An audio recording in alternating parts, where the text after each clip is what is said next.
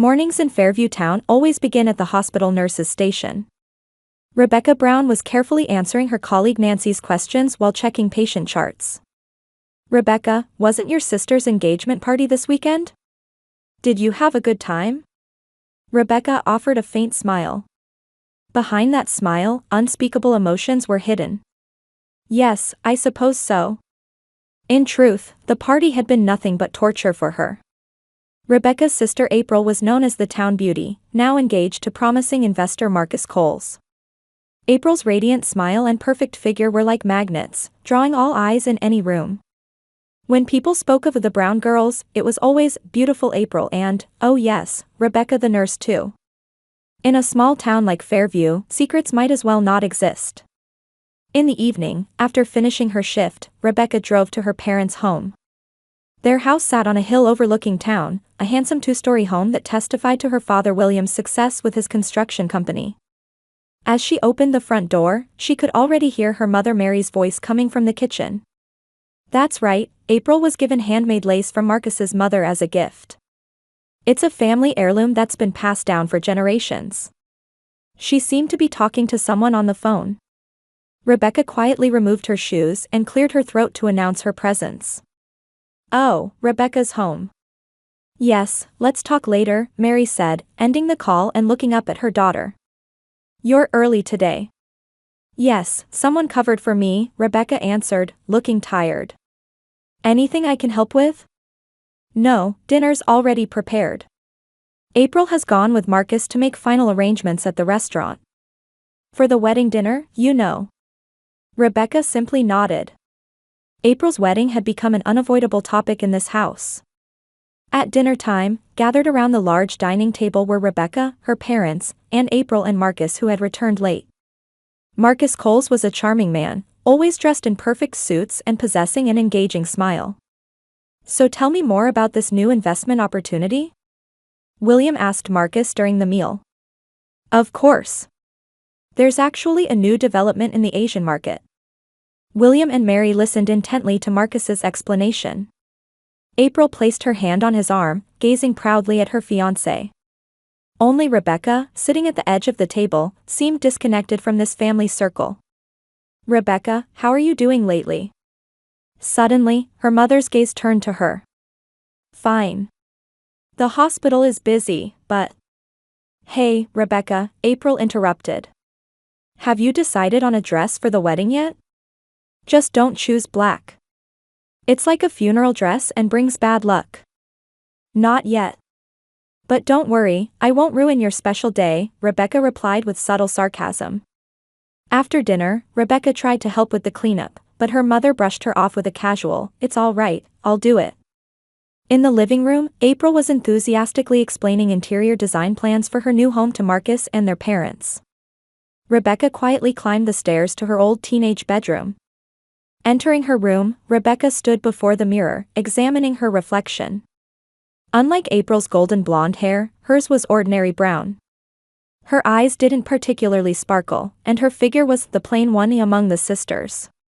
She sighed deeply. She hadn't been feeling well for several days. Morning sickness and unusual fatigue indicated something was different. She opened her desk drawer and retrieved a small box hidden in the back. It was a pregnancy test. Rebecca's mind flashed back to her last night with Noah Harrison. He was the heir to a large real estate firm, and they had maintained a secret relationship for several months. But when a career-defining major project began for him, they naturally drifted apart. She couldn't bear to ruin his future. Before checking the test results, Rebecca suddenly felt dizzy. She sat down on the bed, holding her head. "Rebecca." A knock at the door accompanied her mother's voice. "Are you feeling unwell?" "I've brought some pain relievers." "Just a minute," Rebecca hurriedly tried to return the test to the drawer, but at that moment the door opened. "Are you all right? You look pale." "Just tired, don't worry." Mary placed the medicine and a glass of water on the nightstand, touching her daughter's forehead. "You don't seem to have a fever. But don't push yourself too hard." "Thank you." After her mother left the room, Rebecca picked up the pregnancy test again. An answer that could change her life was about to appear in this small window. What she didn't know was that during her absence, her mother had casually opened her desk drawer and discovered the pregnancy test. Mary's face froze with shock and anger upon seeing the positive result. But she didn't confront her daughter directly, instead quietly leaving the room. When Rebecca woke the next morning, a strange silence hung over the house. Despite it being the weekend, she should have heard Mary bustling about in the kitchen early in the morning. She nervously descended the stairs. In the kitchen, Father William sat alone reading the newspaper while drinking coffee. Instead of his usual cheerful "good morning," he merely said "morning" curtly from behind his newspaper. "Where's Mom?" Rebecca asked timidly. "She went out with April to prepare something for the church." Rebecca poured herself coffee and sat quietly opposite her father. The silence between them loomed like a tangible third presence. "Rebecca," suddenly, her father put down his newspaper. His face was etched with fatigue and disappointment. "Your mother told me about what she found in your room yesterday." Rebecca's hand trembled. Coffee nearly spilled from her cup. "Dad, William raised his hand to stop her words. "No explanation needed. Your mother is furious. She's told April too." Rebecca turned pale. "April? But, I still don't know for certain. Was the test positive?" Her father's voice was low and heavy. Rebecca simply nodded. No further words were necessary. "Who's the father?" William's eyes stared intently at his daughter. Rebecca opened her mouth, but no words came out. If she mentioned Noah, it would ruin his career and reputation. His family was one of the most influential in Fairview Town, always concerned with appearances. And honestly, she wasn't sure herself how serious their relationship had been. "You can't say." His voice was tinged with disappointment. "I can't tell you right now," Rebecca answered quietly. At that moment, the front door opened, and Mary and April returned. Their laughter could be heard through the kitchen door, but stopped as soon as they entered. When they came into the kitchen, the temperature seemed to drop further. "Oh, you're up." Mary's voice was cold as ice. "Did you tell her?" she asked William. "Yes," he answered monotonously. April glanced at Rebecca with a cold expression. "Unbelievable. You really have the worst timing." "What do you mean?" Rebecca asked quietly. "My wedding. Do you plan to be the talk of the town?" Brown family's eldest daughter, pregnant with father unknown. "April." William raised his voice but said nothing more. Mary placed her hands on the kitchen counter and took a deep breath. "Rebecca, you've always been a problematic child. You weren't outstanding in school, and your career compared to your sister's." She trailed off. "But this time you've gone too far." "Mom, I'm not a child anymore." "That's exactly why I thought you would have more sense." Mary raised her voice. "Who is the father of that child? Tell me." Rebecca remained silent, staring at her coffee cup. "So you still can't say," Mary sighed. "What am I supposed to tell everyone at church?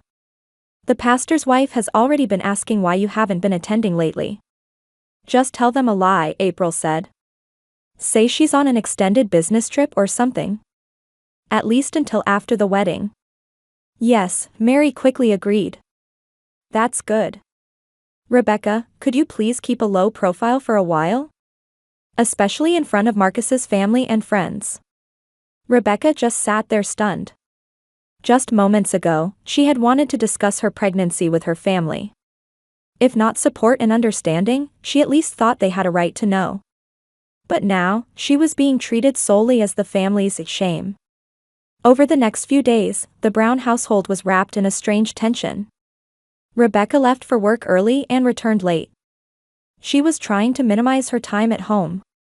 The following Sunday, when Rebecca returned from the hospital, Marcus was in the living room engaged in an intense conversation with William. Documents were spread out before them. "This plan is innovative," Marcus's voice could be heard. "Considering the current market conditions, it represents a significant opportunity for Brown Construction." "It's certainly an interesting proposal," William said thoughtfully. As Rebecca was about to pass the living room door, April stopped her in the hallway. Got a minute? The two entered a small reception room. April closed the door and looked at Rebecca with a serious expression. There's a dinner on Saturday with Marcus's parents. Don't come. I wasn't invited anyway, Rebecca replied flatly. That's not all, April continued. The wedding preparations are starting in earnest. Having you as a bridesmaid is, well, inconvenient because my stomach will show? It might sound cruel, but yes, April said frankly. Marcus's family is very conservative. His father is an influential figure in this town. I don't want to give them a bad impression. Rebecca smiled bitterly. I understand. I'll stop trying on dresses too. April looked relieved. Thank you. I'm glad you understand. I don't understand, Rebecca said quietly. I just don't want to fight anymore. That night, Rebecca stood alone in her room, gazing out the window. Her hand naturally rested on her abdomen. The small life there still didn't feel real to her. She wondered if she should tell Noah. He had a right to know. But at the same time, there was the risk of ruining his career and reputation. Her phone rang. It was the hospital, calling to confirm tomorrow's shift. After hanging up, Rebecca sighed deeply. At least at work, she was needed. There were people who recognized her value. When April's wedding was just a week away, Rebecca entered her 5th month of pregnancy. She had increased her hospital shifts and minimized contact with her family. But such a lifestyle was reaching its limits. Her small belly was definitely growing, becoming difficult to hide even under loose-fitting uniforms. That day, Rebecca decided to join the family dinner for the first time in a while. It had been planned as the last family dinner before the wedding, and she couldn't be the only one absent. When she arrived home, an elaborate meal was already set out on the table. Welcome back, her father William said quietly. He had been avoiding conversations with his daughter for weeks, but tonight seemed different. His eyes showed sadness and fatigue. Mary continued setting the table in silence, barely acknowledging Rebecca's presence. April sat with her fiancé Marcus in the place of honor at the table. Marcus gave Rebecca a brief greeting, but April avoided making eye contact. Everyone, sit down, Mary commanded. The food is getting cold. A heavy silence hung over the Brown family table. Only the occasional sound of forks and knives touching plates broke the stillness. Even when Marcus occasionally tried to initiate conversation about business or wedding preparations, it didn't last long. Would you like some wine? Marcus asked, holding up the bottle. No thank you, Rebecca quietly replied. At that moment, Mary's fork fell onto her plate with a loud clatter. She stared at Rebecca. Her eyes trembled with anger. I can't stand it anymore, Mary suddenly stood up. Tell us right now, Rebecca. Whose child is it? Silence spread across the table. Rebecca's eyes widened in surprise, and Marcus looked at April with confusion. April bit her lip, her face reddening with anger and embarrassment. Not now, Mary, William said in a tired voice. Yes, now. Mary's voice shook. In 1 week, the whole town will gather at this house. We can't be humiliated in front of everyone. Rebecca tried to stand up quietly, but Mary's sharp gaze pinned her in place. Sit down. Answer me. Mary. William raised his voice. Be quiet. Mary cut off her husband. You've been avoiding this issue too. But before our reputation is completely ruined, we have the right to know the truth. Mom, please, Rebecca said in a trembling voice. Not here. Where else would you have me do this? Tears flowed from Mary's eyes. In this house, within this family, you're harboring such a shameful secret. Marcus rose from his chair with an uncomfortable expression. Excuse me, I need to get some fresh air. Marcus, wait. April hurriedly grabbed her fiancé's arm. This is just a family matter. I understand, Marcus said quietly as he left the dining room. April turned back to Rebecca. Pure hatred lived in her eyes. See? Do you realize how much trouble you're causing? Creating such an ugly drama right before the most important day of my life. I'm not creating drama, Rebecca calmly objected. My pregnancy is my problem. But your problem has become all of our problem. April's voice rose to a near scream. Don't you understand? Marcus's family is the most conservative in town. It's unthinkable for them to send their son into a family with an unwed mother. So you want me to go somewhere until the wedding? Rebecca asked directly. Yes. April answered without hesitation. To be perfectly honest, it would be best if you didn't come back until after the baby is born. You could give the baby up for adoption. April. William exclaimed, looking shocked. But it's the truth, Dad. April turned to her father. We've all been thinking the same thing. Mary said nothing in response to her daughter's statement. That silence itself indicated she shared the same thoughts. Give my child up for adoption? Rebecca's voice was incredibly calm. Hand over your niece or nephew to strangers? An unwed mother who can't even name the father of her child is the family's shame. Mary shouted. Her voice echoed throughout the room. How can we recognize you as family in this condition? Those words pierced Rebecca's heart. She caught her breath, feeling intense pain. It was as if her mother had physically struck her. Mom. Rebecca was at a loss for words. Why don't you go to a shelter? It would suit you, April said coldly. Her beautiful face showed hatred and mockery. William remained silent, staring at the table. His shoulders had fallen heavily, and his face appeared ashen. He sat there without uttering a word to defend his daughter. Rebecca slowly rose from her chair.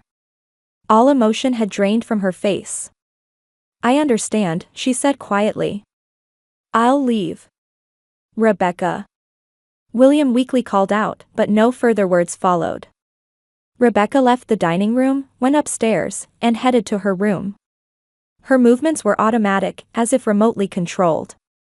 Entering her room, she immediately pulled out a small suitcase and began packing minimal clothes and personal necessities. Her hands weren't trembling. Rather, a strange calmness governed her. Something seemed to have broken decisively in her heart. She couldn't even cry anymore. In less than 30 minutes, Rebecca had finished packing. She took one last look around her room.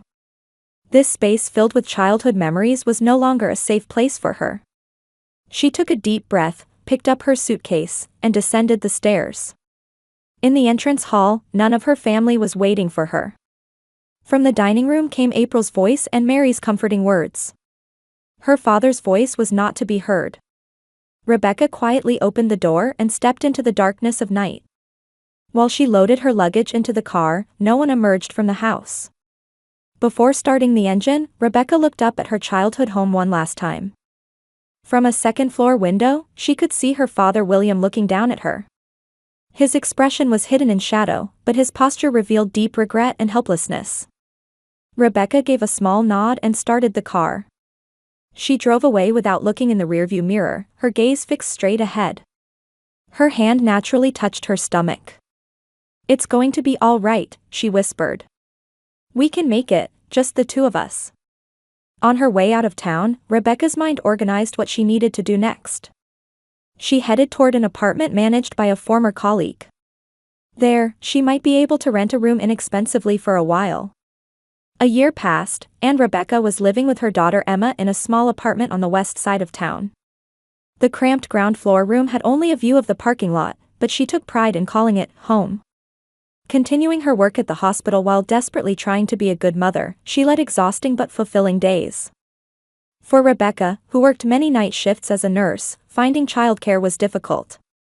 Fortunately, Martha, a retired teacher living in the same apartment building, kindly watched Emma during the night hours. Martha doted on Emma as if filling the void of not having grandchildren, and was a saving grace for Rebecca. Mommy's home.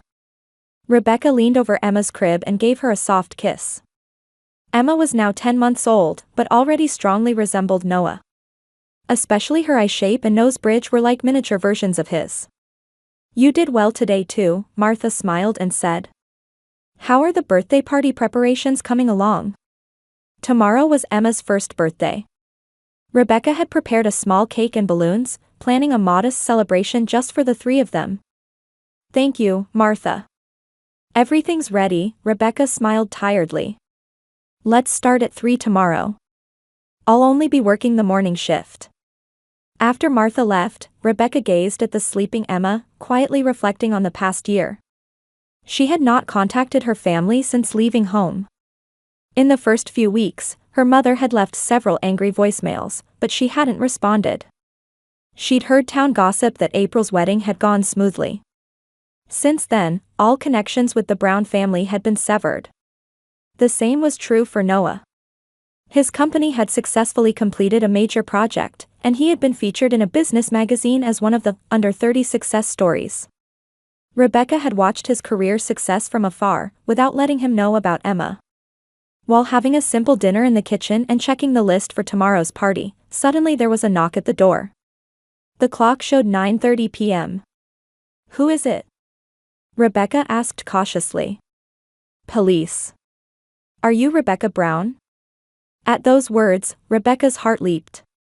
She opened the door with trembling hands. A male police officer in uniform stood there. Are you Rebecca Brown? The officer confirmed in a gentle voice. Yes, I am. Has something happened? Please return home immediately. It's an emergency. The officer's face wore a serious expression. Home. You mean my parents' house? Rebecca asked in confusion. Yes. Your family has attempted suicide. They've all been taken to the hospital. The blood drained from Rebecca's face. All of them. Your parents and your sister. But, why? The officer took a deep breath. Details are still under investigation, but it appears that a man named Marcus Coles was discovered embezzling substantial funds from your father's company. After the wedding, he attempted to flee with your sister and the family's assets, but the plan was exposed. Rebecca was speechless. She leaned against the wall for support. I recommend you take your child and go to the hospital immediately, the officer continued. I'll drive you. For the next 30 minutes, Rebecca's world seemed blurred like a dream. She woke Emma, packed necessities into a bag, and got into the officer's car. As the patrol car sped toward the general hospital in the town center with its siren wailing, her mind was filled with confusion and fear. Arriving at the hospital, she asked for information about her family at the reception. The Brown family, the head nurse recognized her and said quietly. Mrs. Mary and April are in intensive care. Mr. William is in room 409. Their condition? Mr. William is stable. The other two are still in critical condition. Rebecca held Emma close as she rode the elevator. She paused momentarily before the door of room 409, taking a deep breath. Upon knocking, a weak "come in" was heard. Entering the room, she found her father William lying in bed. He had aged considerably since a year ago, his complexion was gray, and deep circles had formed under his eyes. An 4 was connected to his arm, and a heart monitor beeped regularly. Rebecca. William's voice was hoarse. Tears welled in his eyes. Dad. Rebecca said in a trembling voice. She quietly approached the bed and took her father's hand. I didn't think you would come, William said. Considering what we did to you. What happened? Rebecca asked quietly. William stared at the ceiling with tired eyes. Marcus was a fraud. He took my company, took everything from us. April seems to have begun realizing his true nature right after the wedding. She had been expressing concerns for months, but we didn't take her seriously. He continued painfully. Last week, everything came to light. He had withdrawn funds from the company accounts and transferred them to overseas accounts. When it was discovered, he attacked April. She was taken to the hospital, but remained mentally unstable after returning home. And then, last night, she, and your mother too. William wept. I also tried to join them. I thought there was nothing left. Rebecca silently squeezed her father's hand. She too was crying. How much we hurt you, what unforgivable things we did. William's voice broke. At that moment, Emma began to make small noises. William turned his face as if noticing his granddaughter's presence for the first time. Is this Emma? Rebecca nodded and brought Emma closer to the bed. Yes, your granddaughter. A faint smile appeared on William's face. She is beautiful. Sudden footsteps were heard in the hallway, and the door opened. As Rebecca turned around, Noah Harrison stood there. He was breathless, his eyes wide with surprise. Rebecca. His gaze moved from Rebecca to the baby in her arms. Noah. Rebecca was speechless. Why are you here?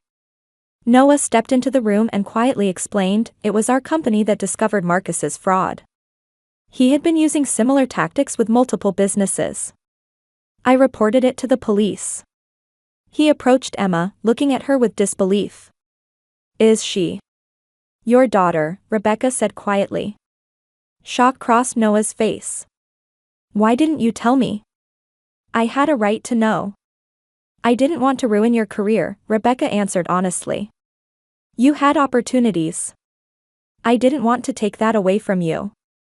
Noah took a deep breath and slowly reached out to Emma. When the tiny fingers grasped his, tears welled in his eyes. I've been looking for you, Noah said quietly. After you suddenly disappeared, I tried to contact you many times. But in the hallway, doctors rushed past. An emergency alarm was ringing in the distance. Rebecca held William's hand and gazed at Noah. Complex emotions swirled in her heart, but she also felt a strange peace. The trial of Marcus Coles became major local news. He was charged with fraud and assault, and on the day April took the witness stand, the courtroom was filled with tension. Her face was pale and her voice trembled, but she bravely told the truth. Marcus received a 15-year prison sentence, and his accomplices were arrested one after another. April and Mother Mary survived and were discharged after lengthy treatment. Mary's recovery was particularly slow, as her psychological damage ran deep. However, Emma's presence gradually changed her. At first, Mary was even afraid to hold her granddaughter, but Emma's innocent smile slowly melted her icy heart. I made a terrible mistake, Mary quietly told Rebecca one day. They were organizing documents for the rebuilding of William's company. For hurting you, I'm truly, truly sorry. Rebecca took her mother's hand and silently nodded. Forgiveness would take time, but seeds of reconciliation had already sprouted in her heart. Meanwhile, Noah naturally integrated into Rebecca and Emma's lives. While fulfilling his responsibilities as a father, he also offered to invest in rebuilding William's company. This is more than just business, he said. I want to be part of Rebecca and Emma's lives, and her family. Noah's father, the patriarch of the Harrison family, initially objected to the situation. However, on the day he met Emma, his rigid heart crumbled. She is undoubtedly of Harrison blood, the old man smiled. Talk of marriage progressed naturally. The couple held their ceremony in a small church the day before Emma's second birthday. Though not extravagant, it was a warm wedding filled with love. April served as her sister's bridesmaid, showing no trace of her former arrogance. Mary walked her daughter to the altar in tears, and William proudly handed Rebecca over to Noah. 3 years later, a Christmas dinner was held in the rebuilt Brown family home. Around the table sat Rebecca, Noah, 5-year-old Emma, 1-year-old William Jr., her parents, and April. She had begun working with a local welfare organization, starting a new life. Let's make a toast, William raised his glass. To family bonds. The gentle sound of glasses touching resonated through the room. Emma mimicked the adults, raising her juice cup high. Her eyes were just like her father's, but her smile was undoubtedly inherited from Rebecca. Outside the window, snow was quietly accumulating. Rebecca rested her head on Noah's shoulder, secretly feeling grateful. Life can sometimes be cruel and unpredictable. But at the same time, it is full of amazing resilience and possibilities for forgiveness. April began playing Silent Night on the piano with Emma. Mary brought in a sweet-smelling apple pie from the kitchen. Old wounds had healed, and new bonds had formed. A true family, Rebecca thought quietly, is not just about blood ties, but about people who can acknowledge mistakes, forgive, and grow together. Night falls early in Fairview Town during winter. But tonight, the warm light of the Brown home would not be engulfed in darkness for a long time.